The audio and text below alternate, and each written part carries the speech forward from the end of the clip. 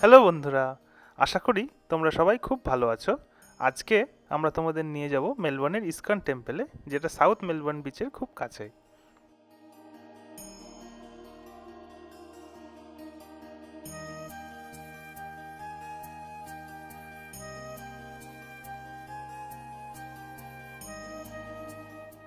এখন আমরা আরএমআইটির সামনে থেকে ট্রাম ওয়ানে করে আমাদের জার্নি স্টার্ট করতে চলেছি। তোমরা জানো তো, আরএমআইটি হচ্ছে এই মেলবোর্ন সিটির একটি পপুলার ইঞ্জিনিয়ারিং ইনস্টিটিউট।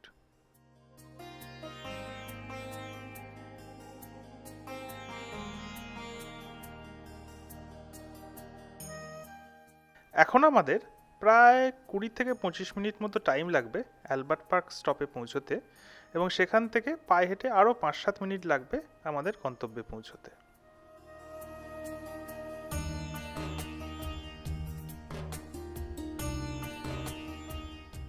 এই মেলবোর্ন সিটিতে জানো তো, পাবলিক ট্রান্সপোর্ট যেমন বাস, ট্রাম, ট্রেন এর খুবই ভালো কানেক্টিভিটি থাকায় খুব সহজেই এক প্রান্ত থেকে অন্য প্রান্তে চলে যাওয়া যায়, নিজেদের প্রাইভেট কার না থাকলেও।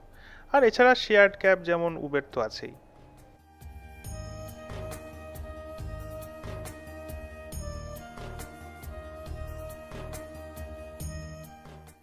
ইসকনের প্রতিষ্ঠাতা শ্রীল প্রভুপাদা প্রথম মেলবোর্ন শহরে আসেন 1972 সালে, এবং সেন্ট কিল্ডা বিচের কাছে প্রথম ইসকন টেম্পল প্রতিষ্ঠা করেন একটি ছোট্ট রাধাকৃষ্ণের মূর্তি দিয়ে।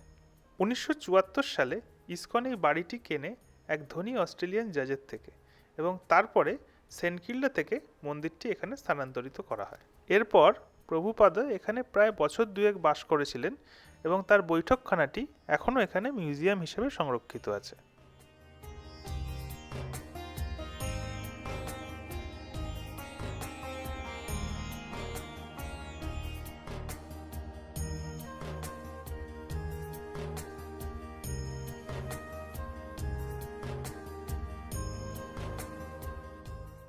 এই মন্দিরে তিনটি প্রধান বিগ্রহ আছে, যথাক্রমে গৌরনিতাই, রাধাবল্লভ এবং বলরাম, জগন্নাথ, সুভদ্রা। তারই সাথে গোপাল ঠাকুর, নারায়ণ শিলা এবং গণেশ ঠাকুরের মূর্তিও স্থাপিত ছিল।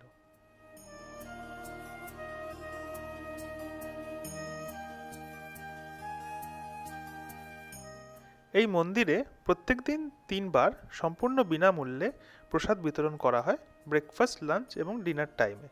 এই টাইমিংগুলোর ডিটেলস তোমরা ডেসক্রিপশন বক্সে লিঙ্কে পেয়ে যাবে। আজকে যেমন আমরা ডিনারের সময় প্রসাদ নিয়েছি, এর মেনুতে ছিল ভাত, ডাল, 3 রকম সবজি আর 2 রকম মিষ্টি।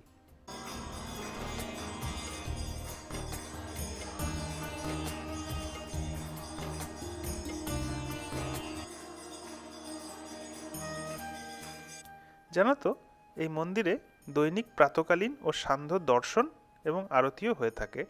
এর টাইমিংসগুলির ডিটেলস তোমরা নিচে ডেসক্রিপশন বক্সে দেওয়া লিঙ্ক থেকে পেয়ে যাবে।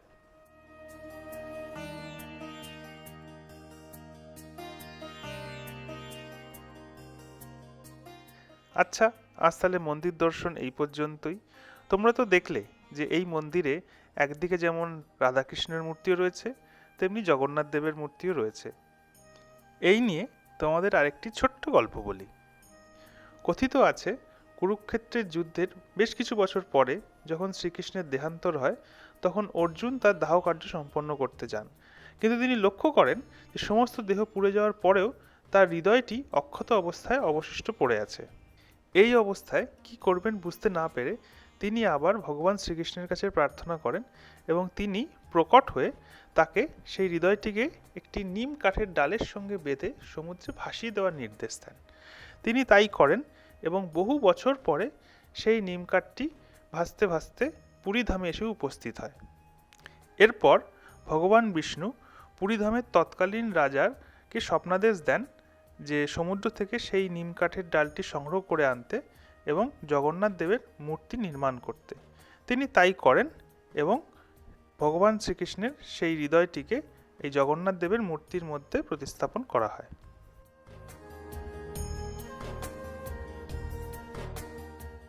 ঠিক আছে, তাহলে আজ এই পর্যন্তই।